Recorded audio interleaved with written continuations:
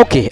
buli omu gyasinzidde okubeera nga ate agoberera once again mbaanirizako abeera Fahad Pro UG era nga mbeerawo nnyo okubeera nga ate mbatuusako amawulire nga bwe gatambula mu bitundu by'eggwanga ebyenjawulo asako n'ebweru ggwanga yonna abaana bakikubira mu ggwanga lya Saudi Arabia mbatumiddeko mwebale nnyo bale ddala okubeera nga ate mugoberera ate awo mu UAE awo nawona mu Qatar nammwe nnyongera okubeera nga ate mbabuuzako ne Saidi wali mu ggwanga lya Jordan mugyebalireko ddala video ojja kubeera nga ate oginterako ekigalo like nga sharingirako abalala wansi comment section nero zebera open abawina comment yo okirira nobeera nga ate ogisulawo ku biki abegenda okubeera nga ate olaba mu video kakati ewatali kumala budde kamere nga ate ndowooza ntandika ne gano amawulire aga Suna Beni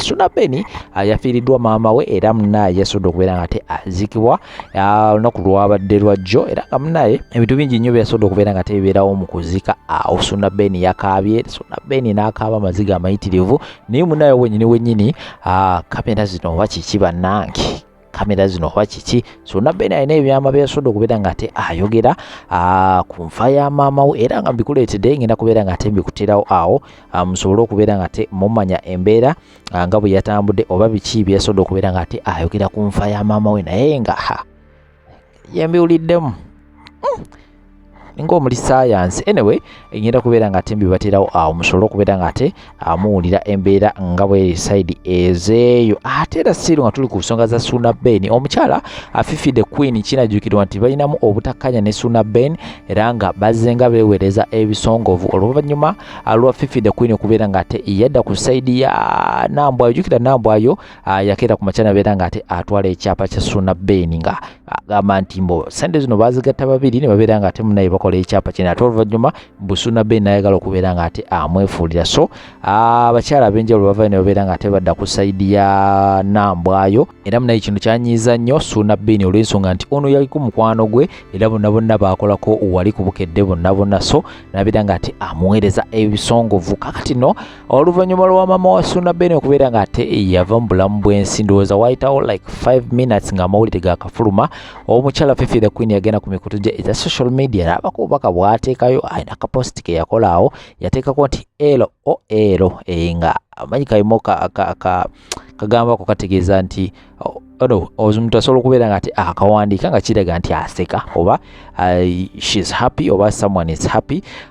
ku lw'ensonga ez'enjawulo so munaye Fifi the Queen yavayo nabeera nga ate ateekawo akantu ako ka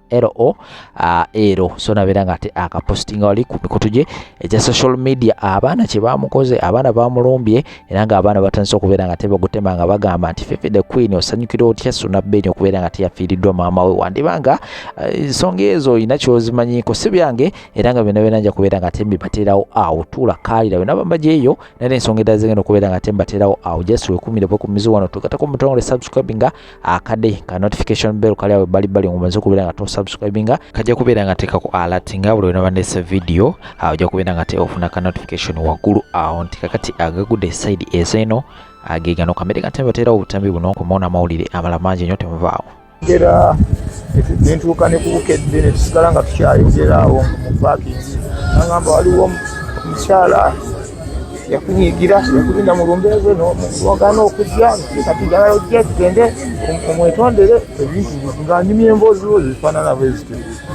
kati yaba yakava ku ssimu yange wayisewo essaawa nnamba ne bankubira ne baŋŋamba mbuno bumaama waagudde nebuuza kati mukyala Kalondo ng'agwa biki ne bagamba mbu agudde bamutute mu ddwaliro ngamba katiko agudde ki omukazi mbadde naye nga twogera kati ngenda okuwulira ng'ebintu biri siriyasi bagamba mbu ate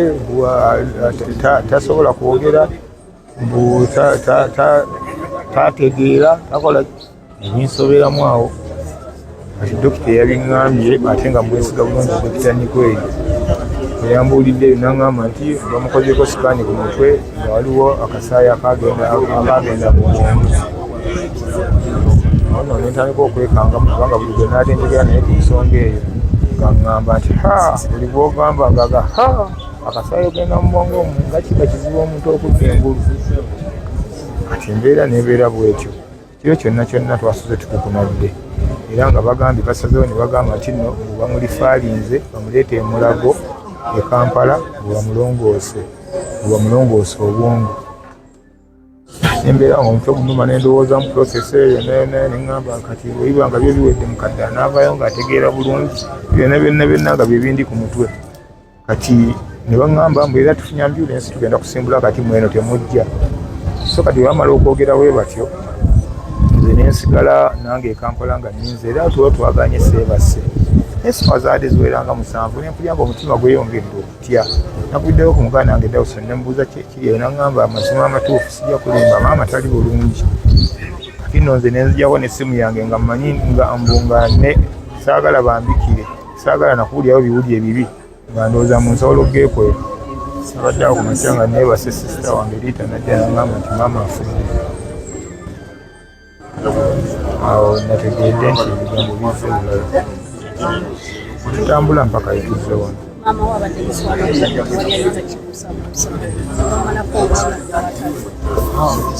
nange ekyakyebuuza nga bw'okimbuuzibwa simanyi kubanga embeera zonna n'okusoomoozebwa omwaka oguwedde gwonna gumbeeredde muzibu ezibu byonna byenze mpitamu badde mbiraba naye nze mbadde evaayo e Kampala ng'omuliro gwase nenzija nembeera wano wa maama nakugambagamba obugambo nakulimbalimba n'otuuka okuddayo ng'oteredde kubanga ne challenge y'omwaka oguwedde nayo nzibu nnyo ku mwana w'omuntu weetaaga omuntu akubeerako awo ng'akulimba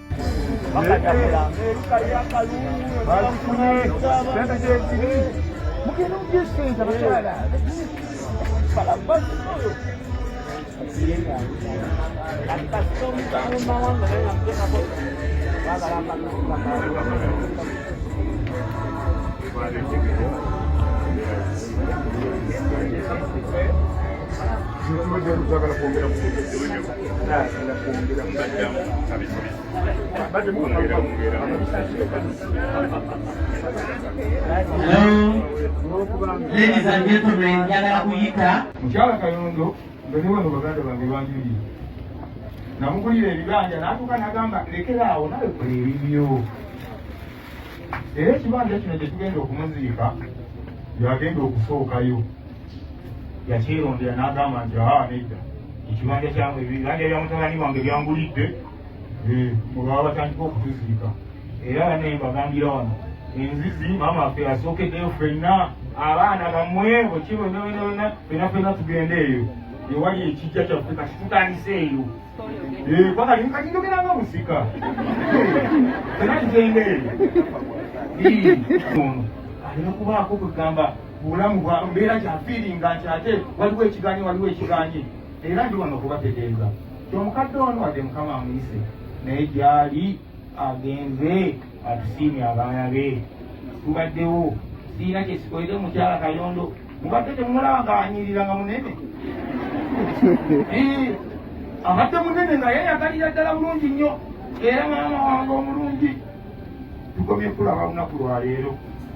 tukutwala nzizi gye tugenda okukuleka naye ogenda kusigala ku mitima gyaffe ebbanga lyonna olw'embeera nti tugenda kuba tujjukira taata waffe tujjukira ne maama kuba byonna byonna bitulebuze nga tukulaba obadde muganzi nnyo ng'oyagalwa n'abantu kusala babadde bakwagala obadde mulungi nnyo abaana bakimusuna beni babadde bajja wano ne bamuleetera ebirabo ne baleeta ebintu ne batangamba nakuŋŋamba naye nga bagamba kimu nti mukyala yazaala omwana n'amuwa empisa twetwagenda e Kampala mukama n'akisuulako akasobi netukolerayo amannya netufuuka bannaggwano naye era twasigala tuli bakkakkamu nga bwe twava ewaka nze ebintu byabasika ebingi ennyo nnyo byebakola nefujja empitirivu nze tono nnyo nze nasigala nga bwe nnali sirina kintu kyonna yadde muze nagumu gwe nakoppa kubasita mubakola ki beraga bematya tebalamusa bantu bakola ki byonna twasala tuli down to earth era bwetutunulira n'embazira tone tewalayinza kutwogerako kigambo kyonna ekikwatagana ku nsonga eyo bw'abaana bawobeeraga fenga bwe twagenda bwe twakola ki bwe twasigala nga tuli bwetutyo nolwensonga eyo tubaza mukyala Kayondo yatuteekamu empisa ezo mukyala Kayondo abadde atuleredde abaana muyinza kuneepakirako oba mukyala Kayondo ali wali gamba muleete mutwale wa maama oyogeza maanyi naye kati abagenda tulinyako tugenda kubaddawo tugenda kukola nange ngenda kukiwulira mutemukibulira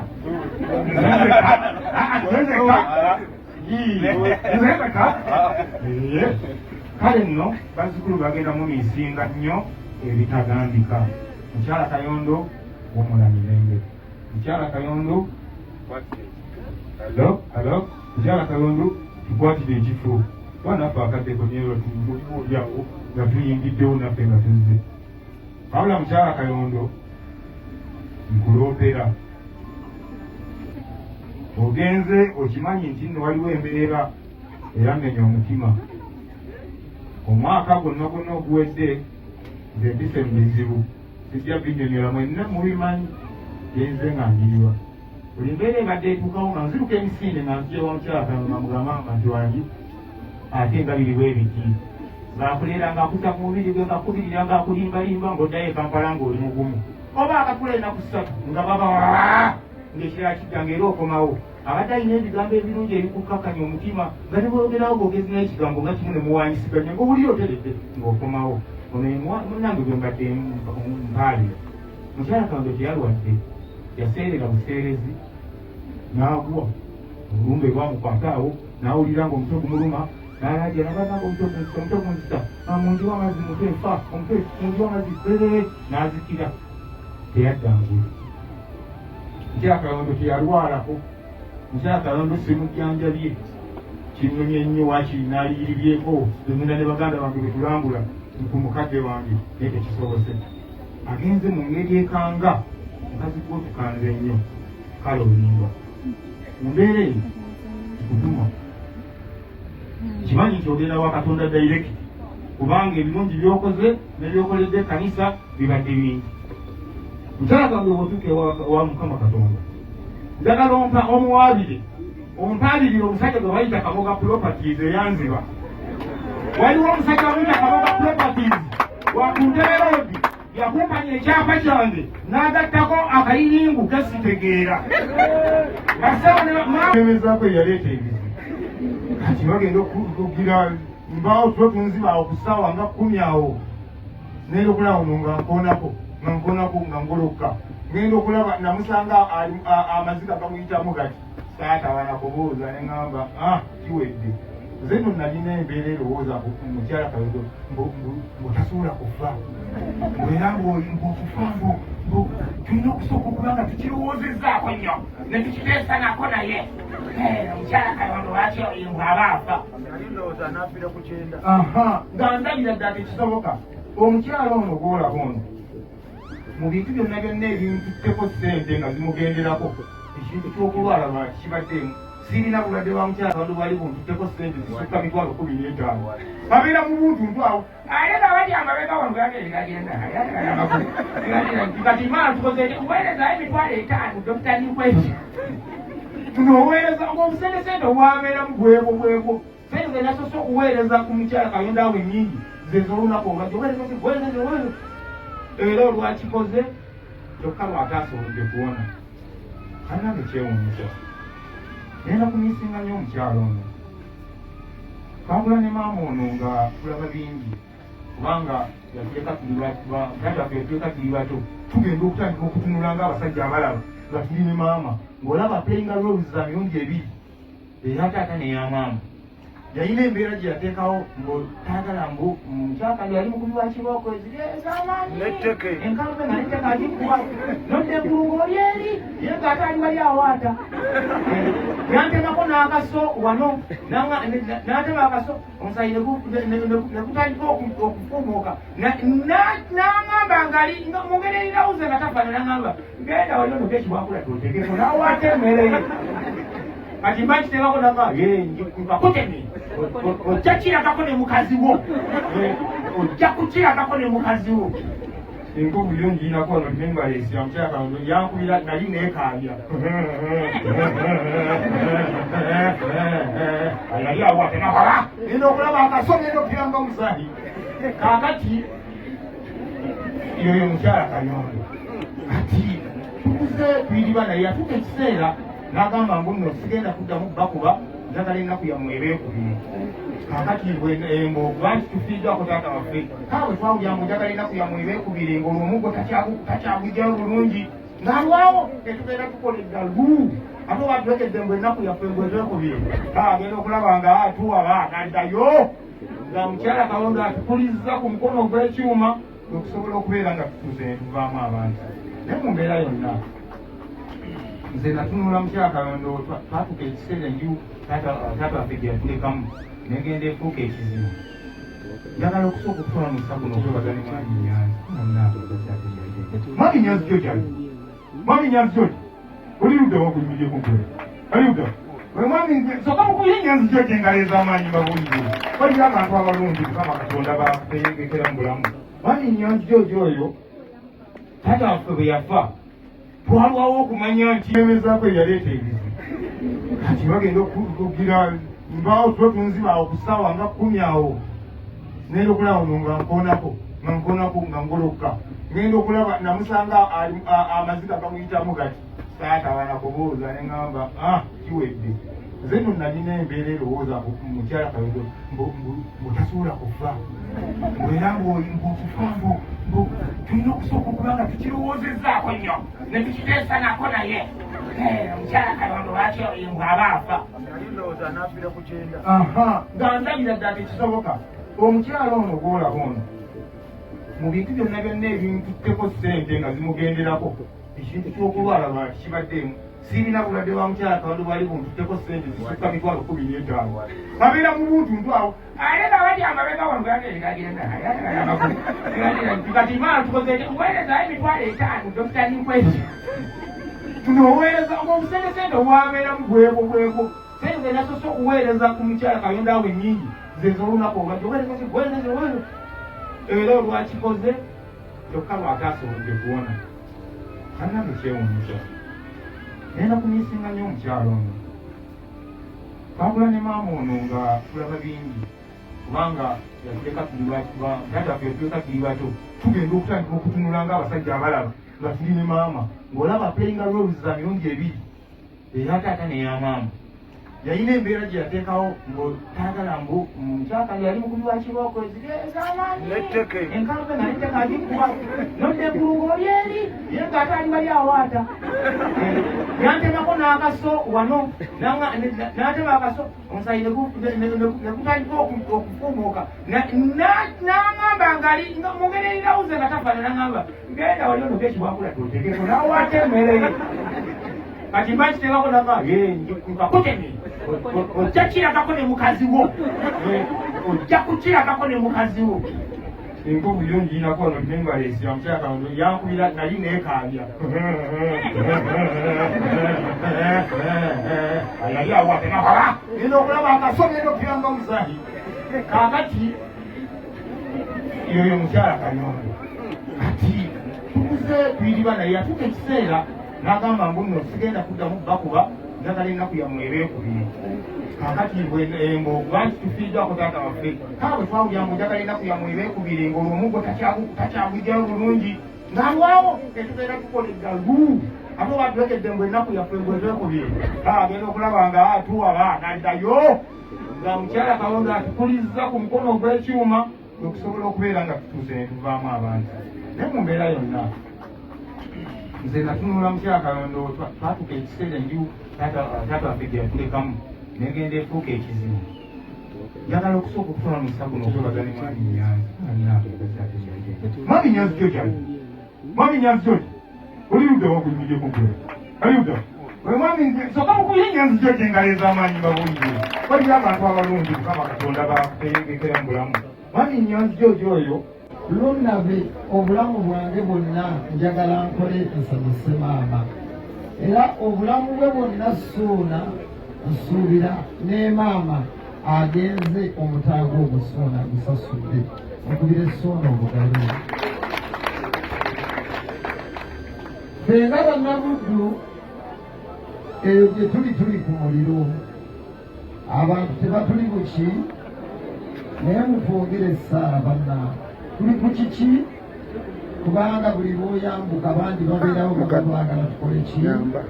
tukkirire naye bannabuddu tuli bakozi era tuli bakaayani ndowooza mundaba nze nkaayana nembaga nze ndi w'e Masaka temunyigira mu ki abeeka bantuma kukola abeeka mwantuma ki era mbakakasa mwekyo temuliwulira nti munnabeyabbira akataala abeeka ngenda kukola anankyawa okukola nkyawula okukola ki kubanga bannabutu tulina ekitiibwa kyaffe emmotoka empyaffe tusooka ozikola ki ozivuga suuna njagala okukwebaza okubeera mu lugendo lwange abantu nno otembeeta nnyo engiri egamba nti nakuyamba naye ate nawe wanyamba wajja ekampala ng'ennyimba zange tebazannya suuna ono naŋŋamba lwenzize mu kibuga tufunye akazigo kaffe kaali keena naŋŋamba genda okuŋŋanje buli luyimba lw'olundeetere wano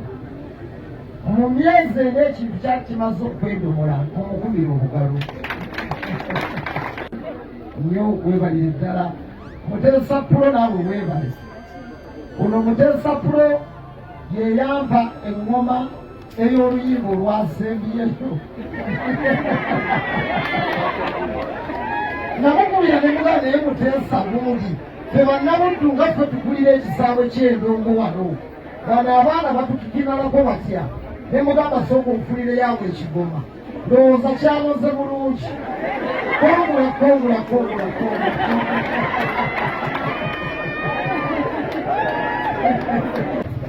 mukyala Kayondo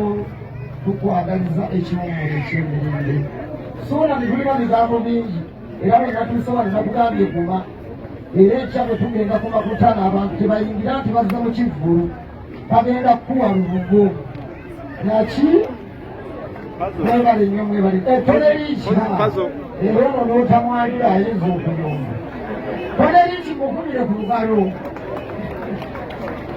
wange omulangira suuna wanika emikono